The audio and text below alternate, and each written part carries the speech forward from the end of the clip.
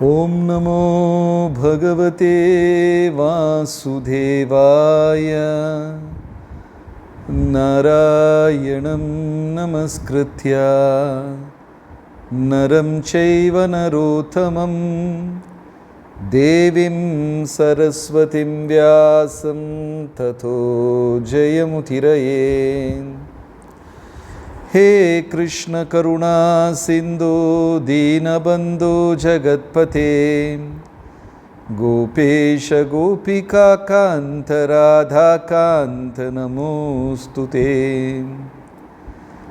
तप्त कांचन गौरांगी राधे वृंदावनेश्वरी वृषभानुसुते देवी प्रणमामि हरिप्रिये। जय श्री कृष्ण चैतन्य प्रभु नित्यानंद श्री अद्वैत गदाधर श्रीवासदि गौर भक्त वृंदा। हरे कृष्णा कृष्ण कृष्ण हरे हरे, हरे राम राम राम हरे हरे। हरे कृष्णा। அனைத்து பக்தர்களுக்கும் என் மிக பணிவான வணக்கம். எல்லாருக்கும் ஸ்ரீகிருஷ்ண திருவிழாவின் என்ன சொல்கிறது, எல்லாருக்கும் த பெஸ்ட் விஷஸ். இனி வரக்கூடிய 3 நாட்கள் பகவானுடைய அவதார தினம். பக்தர்களுக்கு ரொம்ப பிடித்தமான தினம். அந்த கிருஷ்ண ஜெயந்திக்கு என்னுடைய அந்த பக்தர்களுக்கு நல்வாழ்த்துக்கள். ஸ்ரீமத் பாகவதத்தில் 12 காண்டங்கள். இந்த 12 காண்டங்களில் 10வது காண்டம்தான் மிகப்பெரிய காண்டம். அந்த காண்டத்தில் தான் பகவானுடைய லீலைகள் எல்லாம் இடம்பெறுகிறது. நமக்கு தெரியும், ஸ்ரீமத் பாகவதத்திலிருந்து பரீட்சித்து மன்னருக்கு 7 நாட்கள் தான் வாழ்நாள் இருந்தது மீதம். அந்த 7 நாட்களில் மன்னர் பாம்பு கடித்து இறந்து விடுவார்.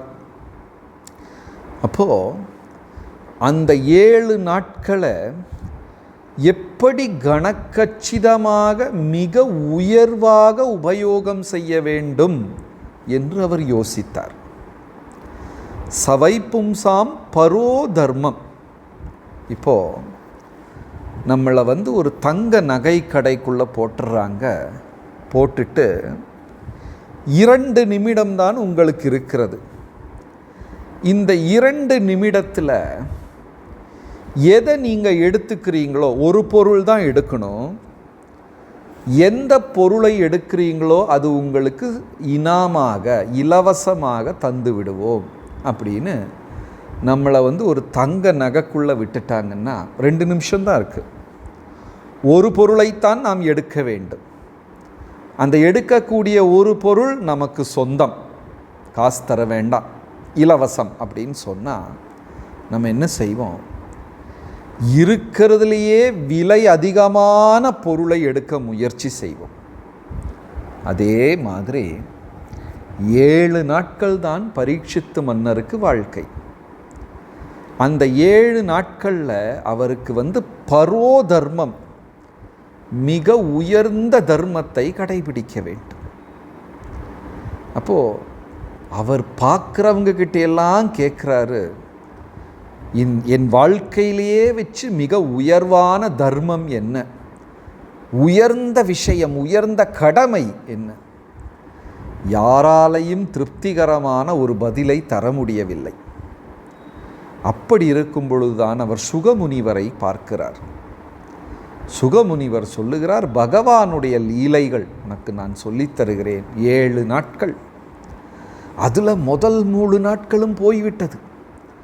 படைப்பு, 2ஆம் கட்ட படைப்பு, பிரம்மா, வராக அவதாரம், நரசிம்ம அவதாரம், கூர்ம அவதாரம், மச்ச அவதாரம், ராம அவதாரம், கஜேந்திர லீலை, குந்தியின் பிரார்த்தனைகள், அப்படியே போய்விட்டது. 4வது நாள் 4வது நாள் ஸ்ரீகிருஷ்ண பகவானை பற்றி பேச ஆரம்பிக்கிறார் சுகமுனிவர். அவ்வளவுதான். பரீட்சித்து மன்னர் தனக்கு 7 நாட்கள் தான் இருக்கிறது, அதில் இன்றைக்கு 4 நாட்கள் ஆகிவிட்டது, இனி 3 நாட்கள் தான் இருக்கு என்பதையெல்லாம் மறந்தே விட்டார்.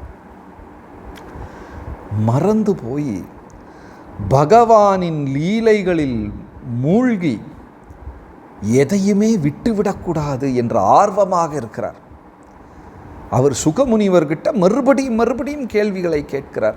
நீங்கள் இந்த 6வது வயதில் இருக்கிறத சொல்ல விட்டுட்டீங்களே, 6க்கு அப்புறம் 7 அது என்னாச்சு? கிருஷ்ணர் அந்த ஊருக்கு போனாரே, அங்கே என்னாச்சு? இந்த அரக்கனை கொல்லுவதை விட்டு விட்டீர்களே, அதன் ரகசியம் என்ன? இதன் தாத்பரியம் என்ன? இதன் தத்துவம் என்ன? கேள்வி மேல கேள்வியாக கேட்கிறார் பரீட்சித் மன்னர். எனக்கு மரணம் என்பதையே மறந்து விட்டார். தூய பக்தர்களுக்கு வாழ்க்கையில் ஏதாவது நஷ்டப்பட்டு விடுமோ, நஷ்டமாகி விடுமோ என்ற பயமே கிடையாது. இறைவனின் பால் நம்பிக்கை இல்லாதவர்களுக்குத்தான் பயம். 2 குழந்தைகள் தேர்வு எழுத, பரீட்சை எழுத போகிறது. ஒரு குழந்தைக்கு கொஸ்டின் பேப்பர், கேள்வித்தாள் முதல்லையே கிடச்சிருச்சு. எல்லா பதிலும் அந்த குழந்தை படித்து விட்டது. 2வது குழந்தைக்கு எதுவுமே தெரியாது. 2 குழந்தைகளும் தேர்வு பரீட்சை எழுத போகிறார்கள். யாருக்கு பயம் அதிகமாக இருக்கும்? கேள்வியும் பதிலும் தெரியாதவர்களுக்குத்தான் பயம் இருக்கும். அனைத்து கேள்விகளுக்கும் பதில் தெரிந்த குழந்தைக்கு பயமே இருக்காது. ஆன்மீகவாதி, ஆன்மீக பயிற்சி செய்பவர்களுக்கு இந்த வாழ்க்கையின் அனைத்து கேள்விகளுக்கும் பதில் தெரிந்துவிடும். என்ன கஷ்டம்? கஷ்டத்துக்கு என்ன காரணம்? கர்ம வினையை எப்படி ஒழிப்பது? இறைவன் யார்? அவரிடம் எப்படி சரணடைவது? வாழ்க்கையில் இருக்கக்கூடிய அனைத்து கேள்விகளுக்கும் எனக்கு பதில் தெரிந்து விட்டால் நான் ஏன் பயப்படணும்? பரீட்சித்து மன்னருக்கு பயமே கிடையாது. பிரபுபாதரை கூட அபைச்சரணரவிந்தா என்று சொல்லுவார்கள். பயமே இல்லை. இறைவனின் திருவடியை சரணடைந்தவர்களுக்கு பயம் என்ன? அவர் கைபிடித்து நான் நடக்கிறேன், வாழ்க்கையில் எனக்கு என்ன பயம்? 4வது நாள் கிருஷ்ணரை பற்றி கேட்க பயம் போய் அவர் மனதில் ஆனந்தம் ஆறாக பெருக்கெடுத்து ஓட ஆரம்பித்து விட்டது.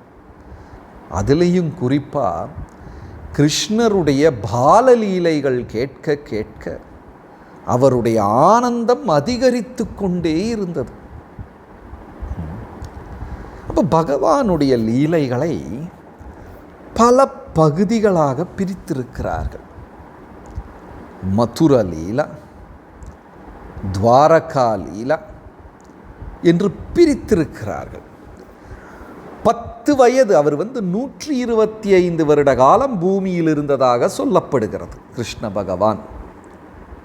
அந்த 125 காலங்களில் வெறுமனே 10 வருடம்தான் அவர் மதுரா விருந்தாவனத்தில் இருந்திருக்கிறார். 10வது வயது கம்சனை கொன்று அங்கே இருந்து சாந்தீப்பனி முனிவரின் ஆசிரமத்திற்கு படிக்கப் போய் அதற்கப்புறம் பாண்டவர்களை சந்தித்து அதற்கப்புறம் ஹஸ்தினாபுரம், துவாரகை என்று அவர் அதுக்கப்புறம் வரவே கிடையாது. ஆனால் அந்த 10 வயது காலம்தான் ரொம்ப இனிமையான காலமாக சொல்லப்பட்டிருக்கிறது. பகவானுடைய லீலைகளில் தலை சிறந்த லீலை அவர் குழந்தையாக, பாலனாக இருந்து 10 வயதுக்கு கீழே இருந்த லீலைகள் தான். அந்த வயதில் தான் அவர் கோபிகைகளுடன் இருந்திருக்கிறார், கோபர்களுடன் விளையாடி கொண்டிருந்திருக்கிறார், ராதாதேவி ராதாராணியுடன் அவர் இருந்திருக்கிறார், நந்தகோபர், யசோதாத்தா இவங்க கூட எல்லாம் இருந்த காலகட்டம் அந்த 10 வயது தான். அதனால் ஆச்சாரியர்கள் பாடுகிறார்கள், இதம் தேவ பூர்ணாத கோபால பாலம் சதமே மனஸ்யா விராஸ்தாம் கிமன்யை. அந்த பாலகோபாலனின் லீலைகளை மனதில் சுமந்து கொண்டு நடப்பதை விட ஆனந்தம் வேறென்ன இருக்கிறது என்று முற்றும் துறந்த முனிவர்களே பேசியிருக்கிறார்கள். அப்போ அவருடைய 125 வருட காலத்தில் ரொம்ப சிறப்பான பகுதி என்று சொன்னால் 10 வயது வரை உள்ள பகுதி. அதுக்கப்புறம் போர், என்ன சொல்வது, அரசியல், டிப்ளமசி, அதுக்கப்புறம் மனைவிகள், திருமணம், அந்த இனிமை வேற. ஆனால் மாதுரிய ரசம் என்று சொல்வது அந்த முதல் 10 வருட காலம்தான். யசோதா தாயிடம் அன்பு காண்பித்தது, கோபர்களுடன் சேர்ந்து விளையாடினது, கோபிகைகளுடன் சேர்ந்து மதுர லீலை, இனிமையான லீலை செய்தது. அப்போ விருந்தாவனம், மதுரா என்றெல்லாம். ஆனால் இன்னைக்கு நமக்கு தந்திருக்கிறது மதுர லீலா. விருந்தாவனம் தான் ரொம்ப இனிமையானது, இருந்தாலும் மதுர லீலை, அதை பற்றி பேசுவோம். ஆனால் வேடிக்கை என்னவென்றால், அவர் ஒரே ஒரு நாள் தான் மதுரா போயிருக்கிறார். அந்த 10 வயதில் ஒரே ஒரு நாள் மதுராவை போய் தரிசனம் செய்திருக்கிறார்.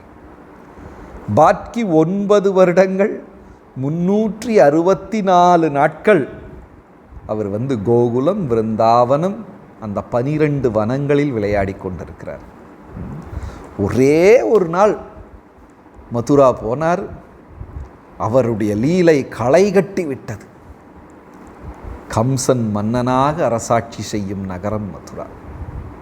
ஆனால் கம்சனுக்கு முன்னாடி உக்ரசேன மன்னர், இறைவனின் பால் பெரும் நம்பிக்கை, நாராயணனின் மகாபக்தர் உக்ரசேனர், தர்மத்தை பின்பற்றி அரசாட்சி செய்து வந்தார். அதனால் மதுரா ரொம்ப செழிப்பாக இருந்தது. ஆனால் கம்சன் ஒரு அரக்கத்தன்மை, சுயநலம், எனக்குத்தான் அனைத்து ஆனந்தமும் கிடைக்க வேண்டும் அப்படிங்கிற ஒரு சுயநலம் கம்சனுக்கு இருந்தது. நமக்குள்ளேயும் ஒரு சின்ன சின்ன கம்சன் இருக்கத்தான் செய்கிறான்.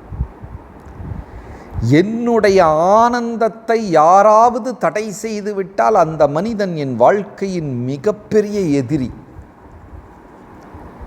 என் ஆனந்தத்தை யாருமே தடை செய்யக்கூடாது. நான் சந்தோஷமாக இருக்க வேண்டும், அதுக்கப்புறம் தான் மற்றவங்க எல்லாம். ஒரு மனிதன் காலையில் எழுந்திருத்த உடனே முதல் கேள்வி, என்னுடைய சுகம் எங்கே? அது விலங்குகள் தான் அப்படி கேட்குமா? பசுமாடு, ஆடு, நாய்க்குட்டி எந்திரிச்ச உடனே சாப்பாடு எங்கே, சுகம் எங்கே, சாப்பாடு எங்கே அப்படி தேடும். ஆனால் இன்றைக்கு மனிதனும் அப்படித்தான் வாழ்ந்து கொண்டிருக்கிறான்.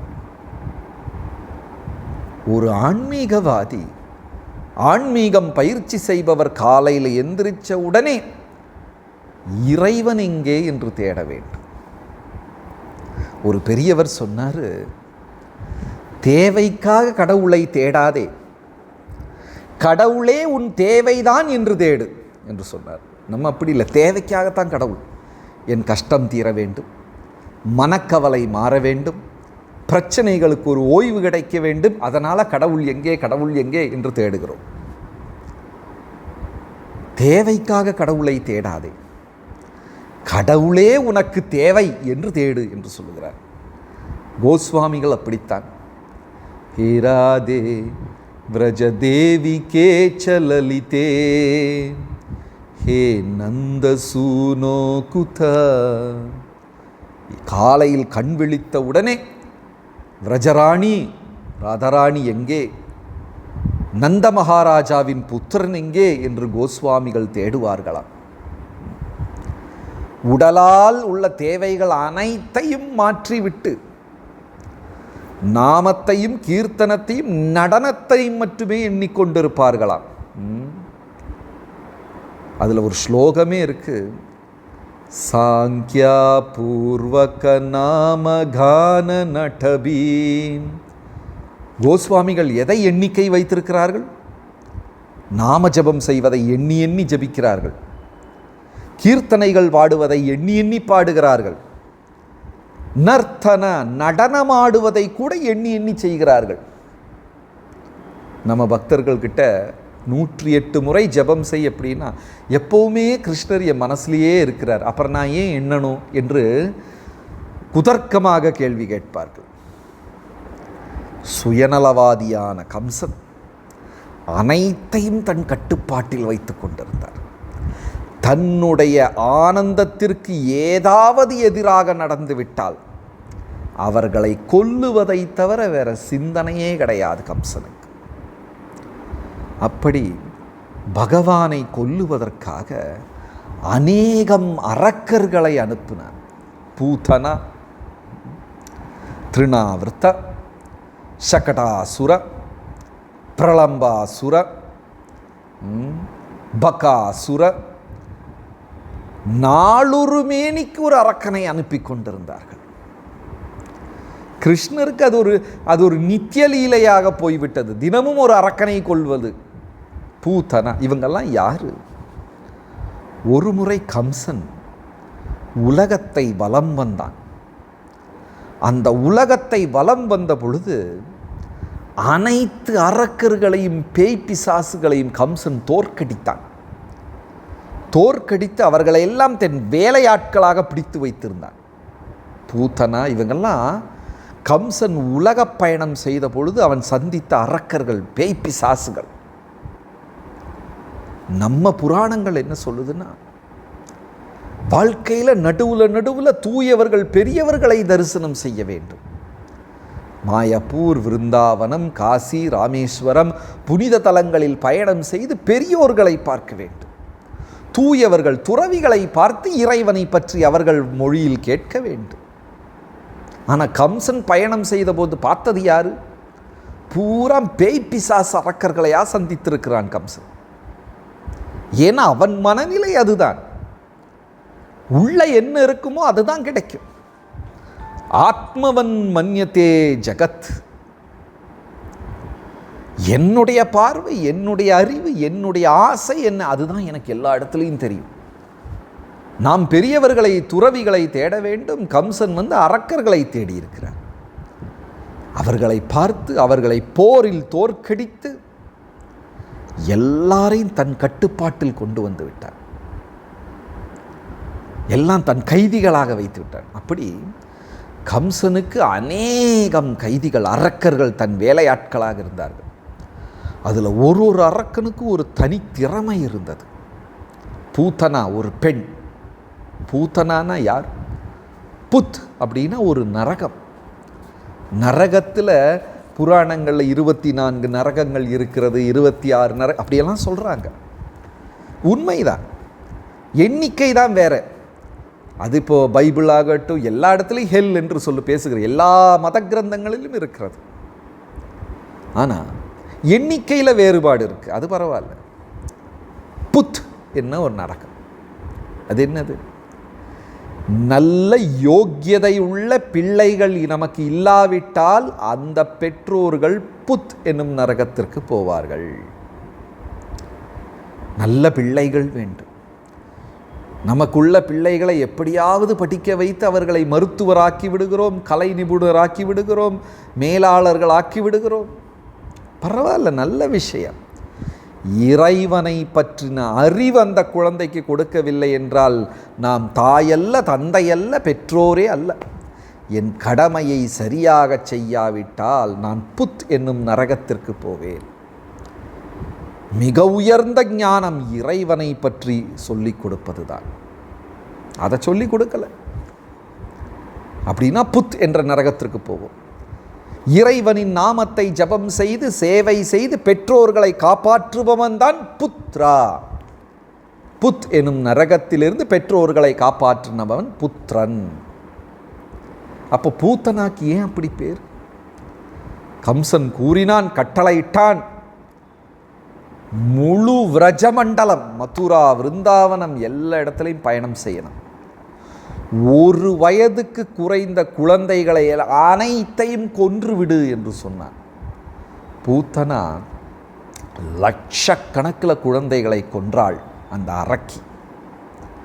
1 வயதுக்கு குறைந்த அனைத்து குழந்தைகளையும் கொன்று கிருஷ்ணரை கொல்லுவதற்காக கோகுலத்தில் வந்தாள். பெற்றோர்களை குழந்தை இல்லாதவர்களாக ஆக்கிவிட்டால் அதனால் அந்த பெற்றோர்களுக்கு புத் என்னும் நரகத்திலிருந்து தப்பிக்க முடியாது. மனிதர்களை புத் என்ற நரகத்திற்கு அனுப்பினதனால் அந்த அரக்கிக்கு பூத்தனா என்று பெயர். அது ஒருத்தரும் ஒரு டிபார்ட்மெண்ட்டில் ஸ்பெஷலைஸ்டாக இருந்தாங்க, நிபுணர்களாக இருந்தார்கள். ஒரு விபாகம், ஒரு வகுப்புலையும். அப்படிப்பட்ட அரக்கர்கள், சாதாரண அரக்கர்கள்லாம் கிடையாது. அவர்களை கம்சன் தன் கட்டுப்பாட்டில் வைத்திருந்தான். பூத்தனா, திருநாவிருத்தா. திருநாவிருத்தா என்று சொன்னால் அந்த ஒரு காற்று, சுழலி காற்று, பேய்க்காற்று, அது ஊரையே எடுத்துட்டு போயிடும். அதுவும் நமக்குள்ள இருக்கு, பேராசை.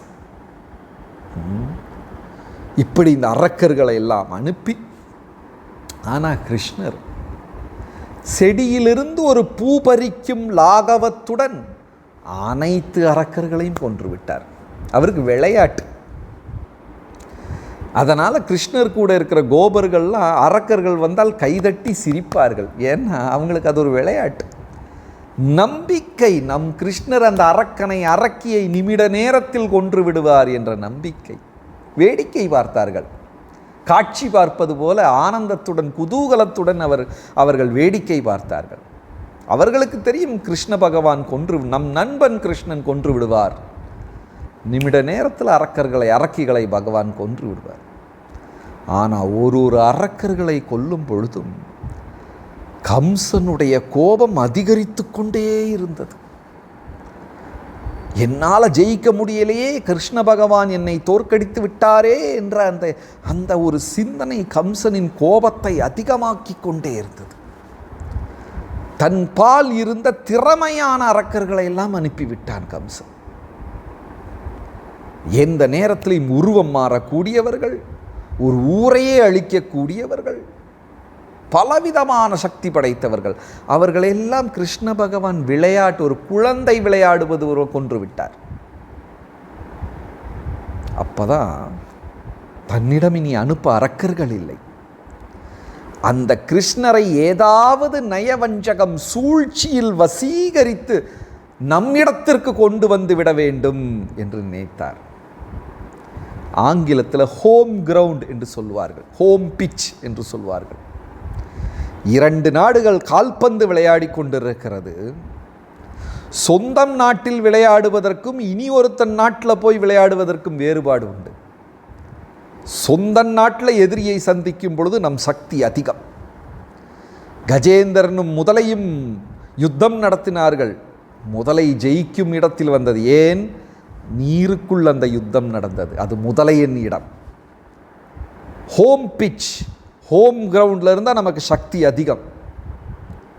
அதனால் கம்சன் நினைத்தான், என்னுடைய அரண்மனை என்னிடத்தில் கொண்டு வந்தால் கிருஷ்ணரை கொன்று விடலாம். ஆனால் சும்மா நான் கூப்பிட்டா வரமாட்டேன். அதற்கு நம்பிக்கைக்கு பாத்திரமான ஒரு மனிதரை அனுப்ப வேண்டும். அக்ரூரரை தேர்வு செய்தார் மந்திரி. கம்சனின் மகா மந்திரி அக்ரூரர் ஒரு மாபெரும் பக்தர். கிருஷ்ணரின் பால் வெகு பெரிய அன்பு படைத்தவர் அவர். அக்ரூரரை என நம்புவார்கள். எப்படி இந்திரன் மன்னிப்பு கேட்பதற்கு தனியாக வர பயந்து சுரபி மாட்டை அழைத்து கொண்டு வந்தாரோ, அந்த கோவர்தன லீலையில் இந்திரன் பயந்துட்டார். நான் போய் நீ மன்னிப்பு கேட்க வேண்டிய, எப்படி அந்த மன்னிப்பு கேட்க தனியாக போனால் சரியாகாது, கிருஷ்ணருக்கு கோபம் வந்துவிடும் என்று சொல்லி இந்திரன் சுரபி பசுவை அழைத்து கொண்டு போனாராம். அதே மாதிரி அக்ரூரரை தூதனாக விட்டார். அக்ரூரருக்கு நன்றாக தெரியும் கம்சன் எதற்கு அழைக்கிறான். இருந்தாலும் பகவானை பார்க்கும் வாய்ப்பு கிடைத்ததல்லவா, பகவானுக்கு தொண்டு செய்ய ஒரு வாய்ப்பு கிடைத்ததல்லவா, பகவானுக்கும் வைணவர்களுக்கும் சேவை செய்ய ஒரு வாய்ப்பு கிடைச்சால் அதை நழுவவே விடக்கூடாது. ஏன்னா ஒரு பிறவியில் கிடைக்கும் வாய்ப்பு கிடையாதது, கோடானு கோடி பிறவிகளில் நமக்கு கிடைக்கக்கூடிய ஒரு வாய்ப்பு, நழுவ விட்டுறக்கூடாது. அக்ரூரர் போனார். இருந்தாலும் உள்ள ஒரு கவலை இருந்தது. கம்சன் கொல்லுவதற்காக அழைக்கிறானே, நம்பிக்கையும் இருந்தது பகவான் தன்னை காப்பாற்றிக் கொள்வார். அங்கே போய் அழைக்க மற்றவர்களெல்லாம் அக்ரூரரை சபித்தார்கள். பிருந்தாவனவாசிகள் இவருக்கு என்ன இதயமே கிடையாதா? எங்கள் உயிருக்கும் மேலான கிருஷ்ணரை பிழுதெடுத்து கொண்டு பறித்தெடுத்து கொண்டு போகிறாரே. அவ்வளவு மனக்கவலை அவர்களுக்கு இருந்தது. ஆனால் பகவான் போக சம்மதித்தார். அப்படி திரும்பி போகும் பொழுது ஒரு ஒரு ஒரு ஒரு ஒரு அதிசயம் நிகழ்ந்தது. யமுனையின் கரையில் வந்தவுடனே அக்ரூரர் சொன்னார், கிருஷ்ணா, நான் ஒன்று குளித்து என்னுடைய மந்திர உச்சாரணங்களை செய்து கொள்கிறேன், கொஞ்ச நேரம் தாமதிக்க மன்னித்து விடுங்கள். பகவானும் அதற்கென்ன உயர்ந்தவர்கள் அந்த ஒரு நாளைக்கு 3 காலத்திலையும் திரிசந்தியா, அந்த 3 காலத்திலையும் சரியாக குளித்து காயத்ரி மந்திரம் ஜபம் செய்து ஹரே கிருஷ்ண குருவையும் கிருஷ்ணரையும் தியானம் செய்வார்கள். தியாயாம் ஸ்துவாம் ஸ்தஸ்ய யஸ்யஸ்திரி சந்தியம். ஒரு உண்மையான பக்தன் அந்த திருக்காலங்களையும் பகவானையும் குருவையும் தியானம் செய்ய வேண்டும், நினைத்து கொள்ள வேண்டும். நன்றி கடன்பட்டதை நாம் பிரார்த்தித்து கொள்ள வேண்டும். உடனே ஒரு மதிய நேரம் அக்ரூர் என்ன செஞ்சார், பலராமரும் கிருஷ்ணரும் ரதத்தில் உட்கார்ந்துருக்காங்க. அதிமர்த்தியானி பகவான் சகராமேன கேசவா, ராமனும் கேசவனுமாக பலராமரும் கிருஷ்ணரும் ரதத்தில் உட்கார்ந்துருக்காங்க. அக்ரூரர் போய் யமுனையில் முங்கி குளிக்கிறார். எல்லா மந்திரங்களையும் சொல்லி பிரார்த்தனை செய்கிறார். கடல் அந்த ஆற்றுக்குள்ள முங்கின உடனே உள்ள என்ன பார்த்தார்னா, பெரிய அனந்தன் ஆதிசேடன் படுத்து கிடக்கிறார். மலை மாதிரி இருக்க அந்த பாம்பு ஆதிசேடன் படுத்து கிடக்கிறார். அதுக்கு மேலே பகவான் பள்ளி கொண்டு இருக்கிறார். ஆனால் அந்த நாராயணருடைய முகம் தன்னுடைய ரதத்தில் உட்கார்ந்திருக்கும் கிருஷ்ணருடைய முகம், ஆதிசேடனுடைய முகம் பலராமருடைய முகம், அந்த 2 குழந்தைகளின் முகம் ஆற்றுக்குள்ளே தெரியுது. இங்கே இப்போ அப்படி அதிர்ச்சி அடைஞ்ச அவர் எழுந்திருத்து பின்னாடி ரதத்தில் பார்த்தா அந்த 2 குழந்தைகளும் இருந்து சிரித்து கொண்டு இருக்கின்றன. சூரியனையும் சந்திரனையும் போல ஜொலிக்கிறது அந்த 2 குழந்தைகள். அந்த 2 குழந்தைகளும் இருந்து சிரித்து கொண்டு இருக்கிற. மறுபடியும் தண்ணிக்குள்ளே பார்த்தா அந்த 2 குழந்தைகளின் முகம் பார்க்கடல்ல பள்ளி கொண்ட மாதிரி படுக்கத்திருக்கார். எள்ளளவு சந்தேகம் இல்லாமல் அக்ரூரருக்கு புரிந்து விட்டது, 14 உலக மண்ட சராசரங்கள் அசைவதும் அசையாததும் அனைத்தையும் ஆட்டி படைக்கும் இறைவன் தான் என் ரதத்தில் இருக்கிறார் என்பதற்கு அவருக்கு சந்தேகமே இல்லை. அந்த பகவானுக்கு தேரோட்டியாக நான் அவரை விருந்தாவனத்திலிருந்து மதுரா அழைத்து கொண்டு போகிறேனே, எவ்வளவு ஆனந்தம். அதே மாதிரி விருந்தாவனத்துக்கு வந்த பொழுதும் இந்த மாதிரி யமுனையில் இறங்கி குளிக்க போகும்போது அவர் யமுனையின் ஆற்றில் கால்பாதங்களை பார்க்கிறார்.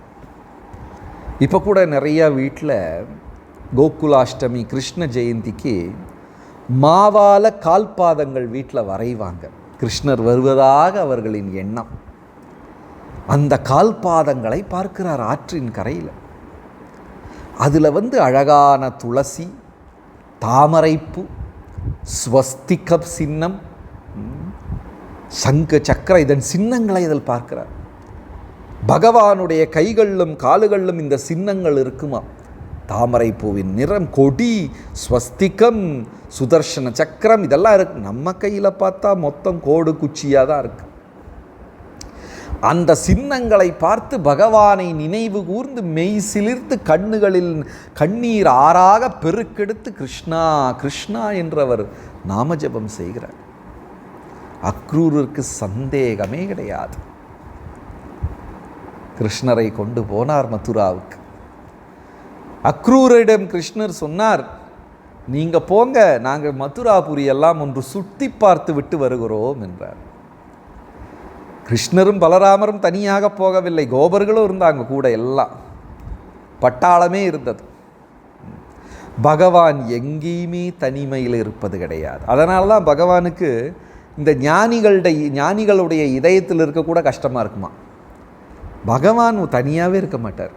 ஒன்றா பசுமாடு இருக்கும், குரங்குகள் இருக்கும், இல்லைன்னா மயில் அன்னப்பறவைகள் இருக்கும், இல்லைன்னா கோபர்கள் இருப்பார்கள், கோபியர்கள் இருப்பாங்க, ராதாராணி இருப்பாங்க, யசோதாத்தா இருப்பார்கள், நந்த மகாராஜ் இருப்பார், இல்லைன்னா அர்ஜுனர் யாராவது கூட இருப்பாங்க. தனியாகவே இருக்க மாட்டார்.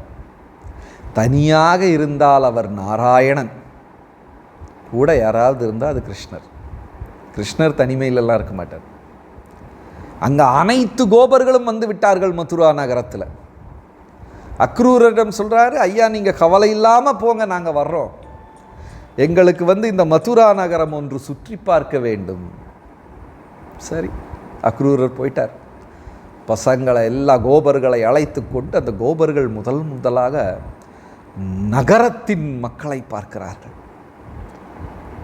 ஒரு பெரியவர் சொன்னார், ஒரு சந்நியாசி சொன்னார், வனங்கள் சத்துவகுணத்தில், கிராமங்கள் ரஜோகுணத்தில், நகரங்களெல்லாம் தமோ குணம் என்று சொன்னார். கலிகாலத்தில் நகரங்களெல்லாம் நரகங்கள் என்று சொன்னார்.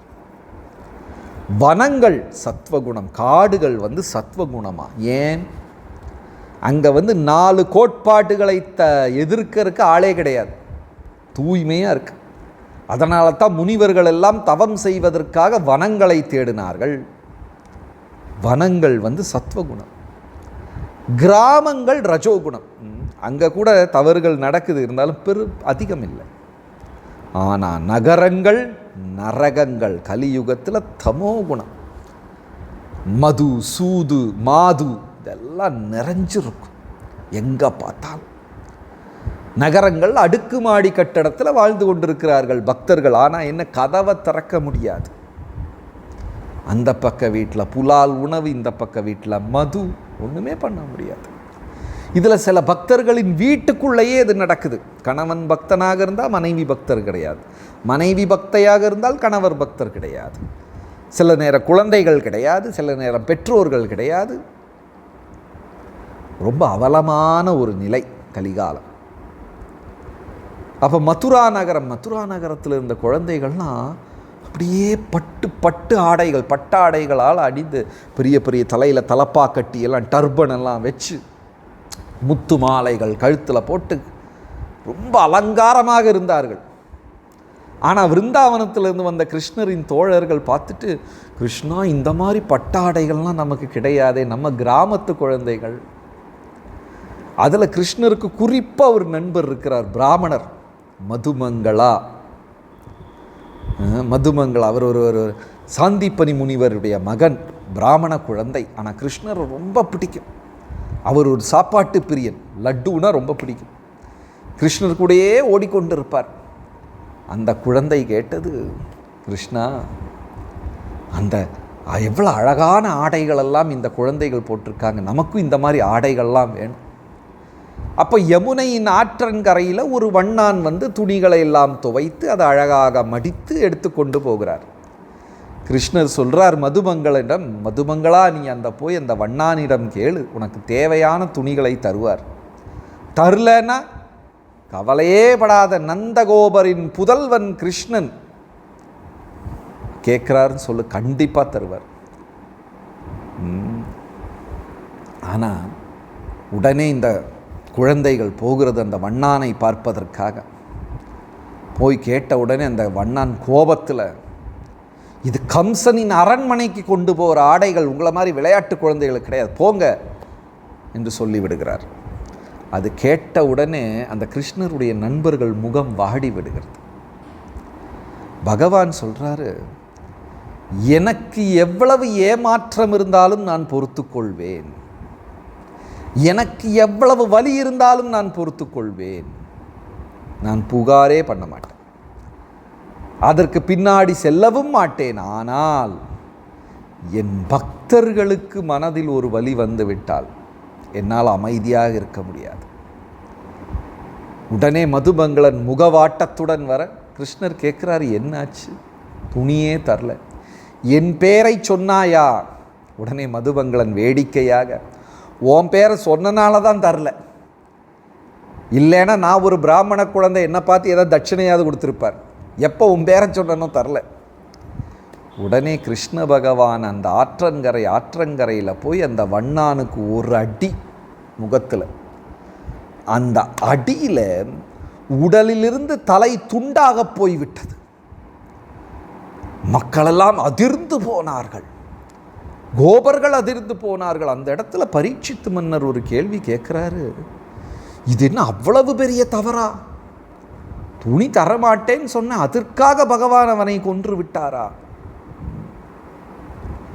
தன் பக்தர்களின் இதயத்தில் வலி உண்டாக்கி இருக்கிறார் அந்த வண்ணான்.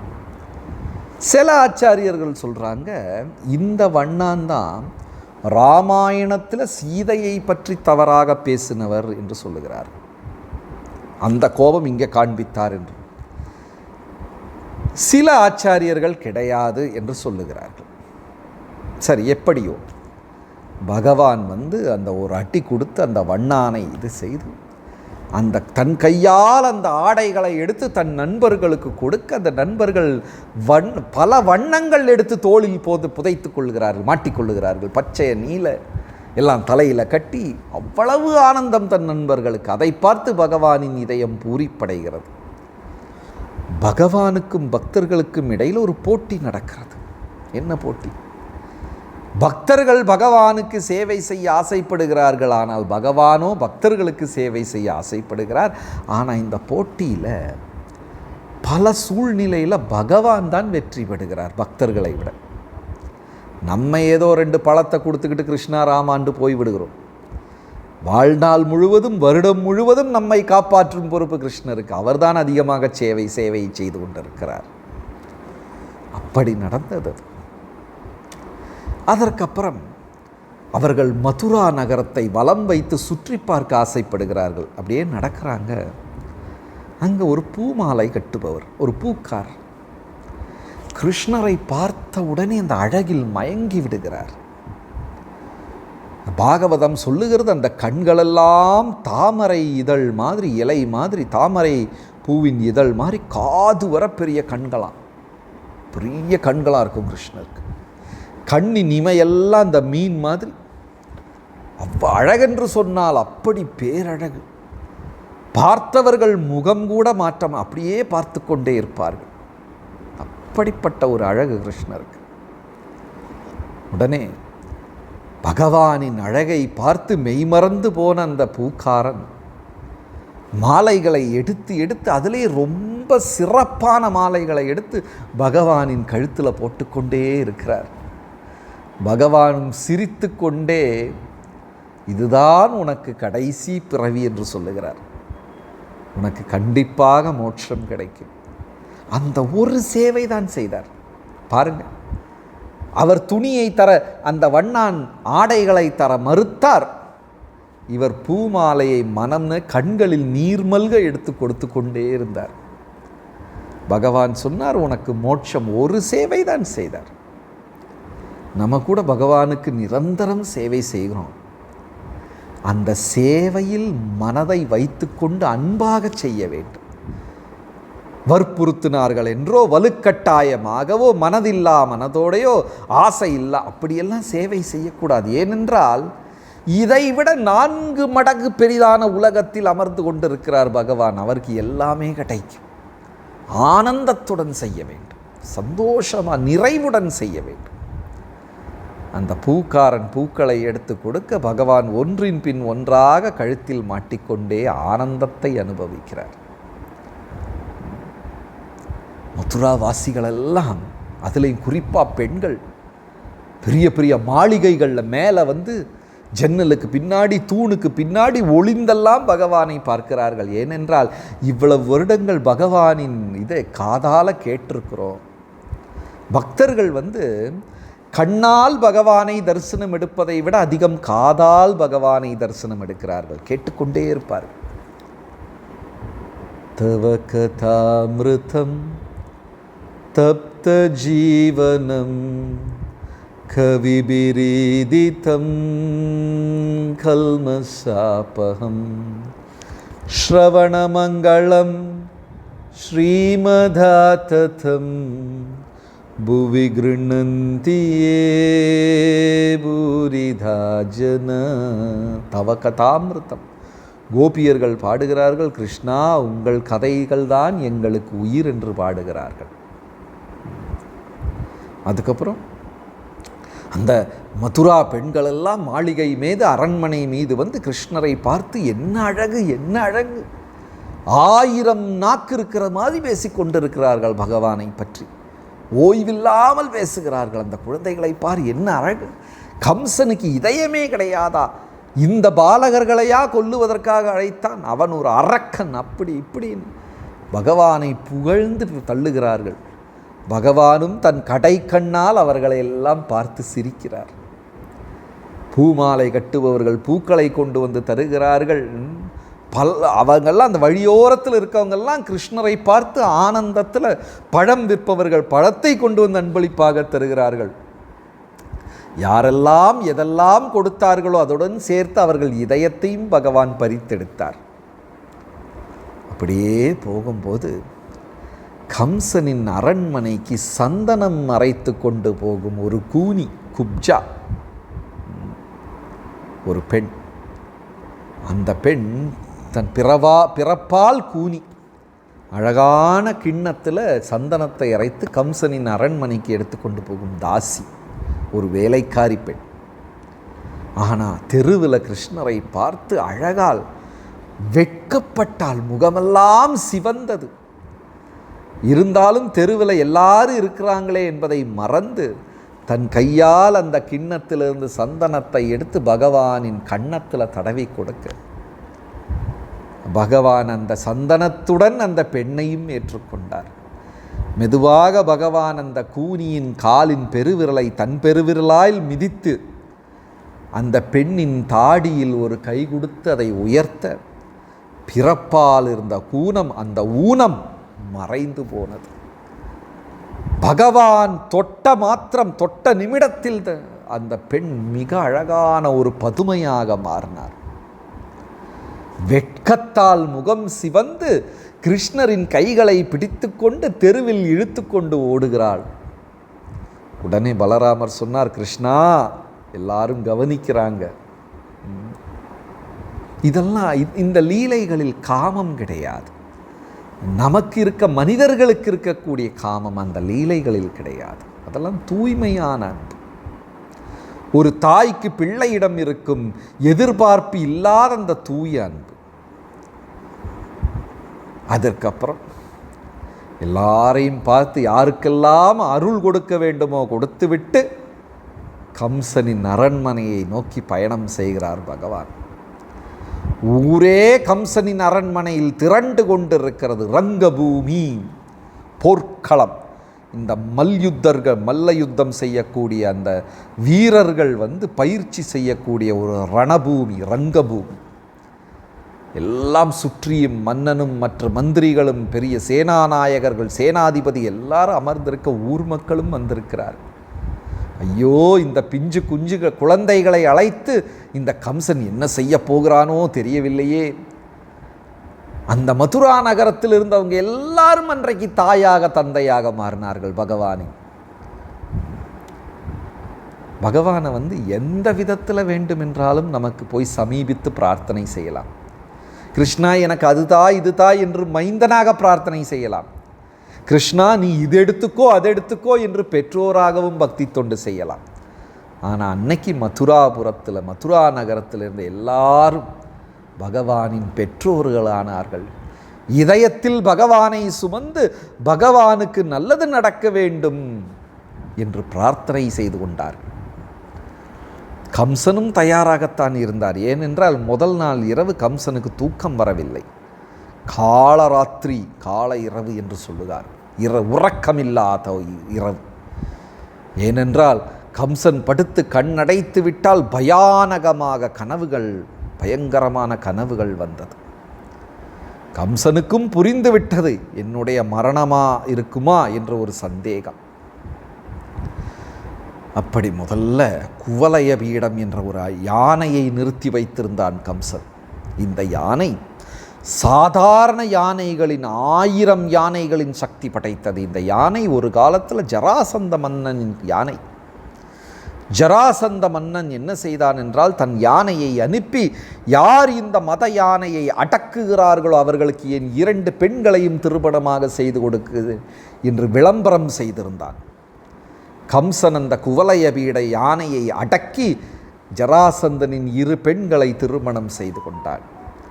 தன் பெண்களுடன் அன்பளிப்பாக ஜராசந்தன் குவலய பீட யானையையும் கம்சனுக்கு கொடுத்தது. அந்த யானையை யாராலும் தோற்கடிக்க முடியாது. அந்த குவலய பீடம் கிருஷ்ணரை வரவேற்பதற்காக நின்னது. பகவானும் கூட தோளோடு தோள் சேர்ந்து நின்ற தன்னுடைய அண்ணன் பலராமனும் இருந்தார். 2 பேர் உள்ள போறாங்க. அந்த யானை கோபத்தால் இவர்களை கொல்லுவதற்காக சூடான காற்றை ஊதிக்கொண்டு தன்னுடைய கொம்புகளால் மண்ணை கிளறி ஆகாயம் வரை எரிந்து தன்னுடைய கோபத்தை வெளிப்படுத்தி கொண்டிருந்தது. கிருஷ்ணர் கொஞ்ச நேரம் காலுக்கடியில் வாலுக்கடியிலெல்லாம் ஓடி விளையாடினார். அந்த யானையால் தேட முடியவில்லை. ஊரெல்லாம் தேடுற யானை தன் காலு கீழே தேடாதான். ரொம்ப கஷ்டம் அதுக்கு குனிஞ்சு பார்ப்பதற்கு. கிருஷ்ணர் இந்த கால் வழியாக ஓடி அந்த கால் வழியாக வெளியே வந்து வாளை பிடித்து இழுத்து தும்பிக்கையை கொஞ்ச நேரம் விளையாட்டு காட்டி கொண்டிருந்தார். பலராமர் அதை தூக்கி இந்த பக்கம் பிடித்த அன்னையில் கொஞ்ச நேரம் விளையாடி கொண்டிருந்தார்கள். பின்ன கிருஷ்ணர் சொன்னார், அண்ணா பொறுத்திரு என்று சொல்லி அந்த குவலய பீடத்தின் தும்பிக்கையை பிடித்து ஆகாயத்தில் சுற்றி பெரிய ஒரு மலை வந்து நிலத்தில் வீழுவது போல் அந்த யானையை தரையில் எடுத்து அடித்தார். ரத்தம் கக்கி அந்த யானையை செத்து போனது. அதன் 2 தந்தங்களையும் பறித்தெடுத்து கிருஷ்ணனும் பலராமரும் அந்த தந்தங்களை தோள் மீது வைத்து கொண்டு கம்சனை பார்க்க அரண்மனைக்குள் சென்றார்கள். அந்த தந்தத்திலிருந்து இரத்தம் கசிந்து கொண்டிருந்தது. அந்த அரண்மனைக்குள் அந்த 2 குழந்தைகள் வருகிறார்கள்.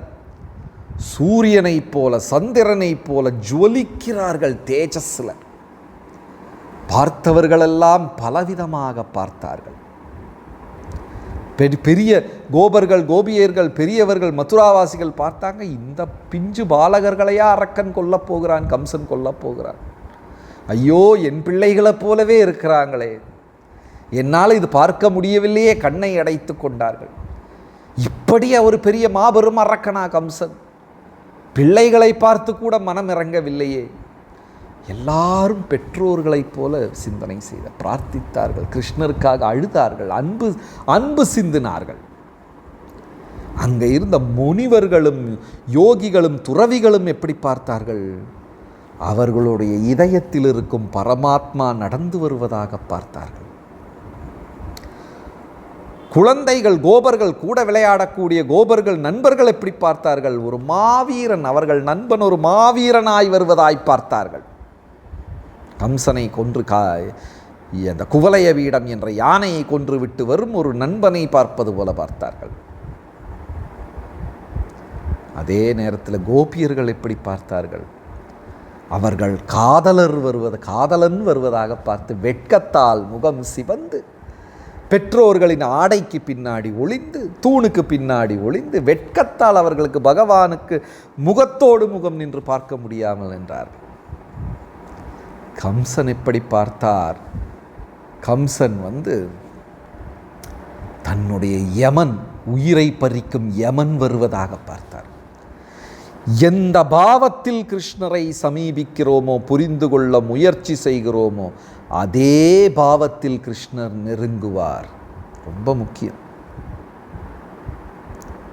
பகவானுக்கு நம்ம அன்பாக பார்த்தால் பகவானும் அன்பாக நம்ம எடுத்து வருவார். எதிரியாக பார்த்தால் அவரும் எதிரியாக வருவார். ஏ தாம் மாம் பிரபத்யந்தே தாம் ஸ்ததைவ பஜாம்யஹம். எந்த விதத்தில் ஒரு பக்தன், ஒரு மனிதன் என்னை சரணடைகிறானோ அதே விதத்தில் நான் அவனுக்கு அருள் புரிவேன் என்று பகவத்கீதையில் கிருஷ்ணர் சொல்றார். அந்த அரண்மனைக்குள்ள வந்த உடனே நண்பர்களெல்லாம் கைதட்டி ஆரவாரம் செய்கிறார்கள். கிருஷ்ணரும் பலராமரும் இந்த 4 மல்யுத்தர்களுடன் போர் செய்கிறாங்க. 4 பேர், முஷ்டிகா, சாணூரா, மலை போன்ற உடல் அவங்களுக்கெல்லாம். ஒன்று கல், உருக்கு கல் மாதிரி இருக்கு அந்த இவங்க உடல், மலை மாதிரி இருக்கிறாங்க. அந்த மதுரா நகரவாசிகள் யோசிச்சாங்க, இந்த மலை போன்ற அரக்கர்கள் முன்னாடியா இந்த குழந்தைகள் சண்டையிட வேண்டும்? அதெல்லாம் பெரிய பெரிய மாமிச பிண்டம், மாமிச மலை மாதிரி. அவர்கள் கை தட்டுனா 2 மலைகள் இடிப்பது போல் சத்தம். பயந்து போனார்கள் மதுராவாசிகள். கிருஷ்ணரும் பலராமரும் தங்கள் வேட்டிகளை இறுக்க கட்டி அந்த மல்யுத்த களத்தில் குதித்து இறங்கினார்கள். இறங்கி பலராமர் என்ன செஞ்சார், அந்த மல்யுத்த வீரர்களை கையோடு கை சேர்த்து தோளோடு தோள் சேர்த்து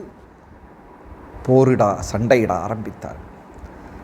கொஞ்ச நேரம் பிடிப்பது இழுப்பது என்றெல்லாம் முடிந்ததுக்கப்புறம் பலராமர் என்ன செய்தார், ஒரு அரக்கனை ஆகாயத்தில் தூக்கி சுதர்சன சக்கரம் சுற்றுவது போல் அதிவேகத்தில் சுற்ற அந்த சுழற்சியிலே அவன் உயிர் போய்விட்டது. அந்த அரக்கனை ஒரு மலை போல கொண்டு வந்து தரையில் அடித்தார். பார்த்தவுடனே மற்ற மல்லர்களுக்கு கொஞ்சம் பயம் வந்து விட்டது. இனி ஒருத்தனை தன் முஷ்டியால் அடித்து உயிரை பறித்தார். கிருஷ்ணர் பகவான் ஒருத்தனை எடுத்து நிலத்தில் எறிந்து கொஞ்ச நேரத்தில் இந்த இரு பிள்ளைகளும் அந்த 4 மல்லர்களின் உயிரை பறித்தெடுத்தது. அதற்கப்புறம் பகவான் பார்த்தார் கம்சனை. என் பெற்றோர்கள் வருத்தத்திற்கு, எனக்கு பிரியமான விரஜவாசிகளின் துன்பத்திற்கெல்லாம் நீதான காரணம் கம்சா. எவ்வளவு மதுராபுரியில் மக்களை கொன்றாய், எவ்வளவு பூதனையை அனுப்பி எவ்வளவு குழந்தைகளை கொன்றாய், எனக்கு பிரியமான என் பக்தர்களுக்கு எவ்வளவு துன்பம் கொடுத்தாய், விருந்தாவன மக்களை எவ்வளவு கஷ்டப்படுத்தினாய். அவர்கள் பசுமாடுகளை திருடிக்கொண்டு போவது, அந்த அரக்கனை அனுப்புவது, தீயை அனுப்புவது. பகவான் அந்த கீழே இருந்து கம்சன் மிகப்பெரிய அரியணையில் உட்கார்ந்து சிம்மாசனத்தில் உட்கார்ந்து கொண்டிருக்கிற ஒரே தாவி அந்த கம்சனை கீழே இழுத்து கொண்டு வந்து கம்சன் பயந்து போனான். பகவான் ஒரு சிறு குழந்தையைப் போல இருந்தாலும் அவரின் சக்திக்கு முன்னாடி கம்சனின் சக்தி ஒன்றுமே கிடையாது. இழுத்து கொண்டு வந்து நிலத்தில் போட்டு மாரில் ஏறி தன் முஷ்டியால் இடித்தே கம்சனின் உயிரை பறித்தார். 10 வயது. பாருங்களேன் வேடிக்கை. ஒரே ஒரு நாள் தான் பகவான் மதுரா போனார். இவ்வளவு விஷயம் நடந்துருச்சு. வண்ணானை கொன்று, யானையை கொன்று, 4 மல்லர்களை கொன்று, கம்சனை கொன்று ஒரு நாள் தான் ஓடிப்போனார். அதற்கப்புறம் சிறைச்சாலையில் கைதிகளாக இருந்த தன் பெற்றோர்கள் தேவகியையும் வசுதேவரையும் அந்த சிறைச்சாலையிலிருந்து விடுவித்தார். பாருங்கள், 10 வருஷம் தியாகம் அனுபவித்தவர்கள் தேவகியும் வசுதேவர். கிருஷ்ணரின் பெற்ற அந்த ஒரு என்ன சொல்வது, அது ஒரு தவறா? அதற்காக 10 ஆண்டு காலம் கம்சனின் சிறைச்சாலையில் கஷ்டப்பட்டான். அவர்களை விடுவித்து தேவகி கண்ணீரால் தன் மைந்தனை குளிப்பாட்டி இந்த பிள்ளை கிடைப்பதற்காக 6 பிள்ளைகளை இழந்தாள் தேவகி. எல்லாம் இழந்தாங்க அவங்கெல்லாம். பகவானை அரவணைத்து முகத்தை பிடித்து தோளை பிடித்து நந்தகோபர் வசுதேவரும் ஆனந்தத்தால் விளையாடி கடைசியில் உக்ரசேன சக்கரவர்த்தியையும் அவரையும் சிறைச்சாலையிலிருந்து விடுவித்து இதெல்லாம் நடந்தது. பகவானுக்கு பக்தர்களுடன் பெரும் உறவு. மதுரா நகரத்தில் இதை ஒரு நாளில் நடந்தது மதுர லீலை. ஆனால் இதை விட ஒரு படி உயர்ந்தது விருந்தாவன லீலை என்று சொல்லுகிறார். ஏன்னா கோபியர்கள் கிருஷ்ண பகவானிடம் காண்பித்த பக்தி தான் இந்த படைப்பிலேயே மிக சிறந்த பக்தி, உயர்ந்த பக்தி என்று ஆச்சாரியர்கள் சொல்லுகிறார். நாரத முனிவர் சொல்கிறாரு, யதா விரஜகோபிகானாம், பக்தி என்ற வார்த்தைக்கு விளக்கம் கொடுக்க வேண்டும் என்றால் அது அந்த கோபியர்களின் வாழ்க்கை தான் பக்தி என்ற வார்த்தைக்கு விளக்கம் என்று சொல்லுகிறார். ஆனால் கம்சனை கொன்னதுக்கப்புறம் பகவான் விருந்தாவனத்திற்கு போகவே இல்லை. அப்படியே சாந்திப்பனி முனியுடைய ஆசிரமம், அப்புறம் பாண்டவர்களை சந்தித்தார், ஹஸ்தினாபுரம் போனார், துவாரகை போனார், வரவே இல்லை, திரும்பி வரவே கிடையாது. அதற்கப்புறம் பிருந்தாவன வாசிகள் விரகத்திலேயே தான் இருந்தார்கள். பகவானை பிரிந்து அதே நேரம் பகவானை 24 மணி நேரம் நினைத்து நினைத்து உருகி கொண்டிருந்தார். லவ் இன் செப்பரேஷன், அந்த விரக பக்தி தான் மிக உயர்ந்தது என்று பாகவதம் சொல்லுகிறது. மனசில் பௌதீகமான ஆசைகளை வைத்து கொண்டு இறைவனை அடைவது கொஞ்சம் கடினம். பகவான் அருள் கொடுப்பார், அவ்வளவுதான். பகவான் எனக்கென்று வரமாட்டார். ஆனால் எந்த அளவுக்கு பௌதீக ஆசைகளை துறந்து கொண்டே இருக்கிறோமோ பகவான் என்னுடைய சொந்தமாக இதயத்தில் இருப்பார். புலால் உணவு சாப்பிடுவது, மது இதெல்லாம் உபயோகம் செய்வது, கோபதாபங்கள் மெதுவாக ஒன்றொன்றாக விட வேண்டும். வைணவர்களுக்கு தூய பக்தி தொண்டு செய்ய வேண்டும். பகவானின் நாமத்தை சுவைத்து சுவைத்து ஜெபம் செய்ய வேண்டும்.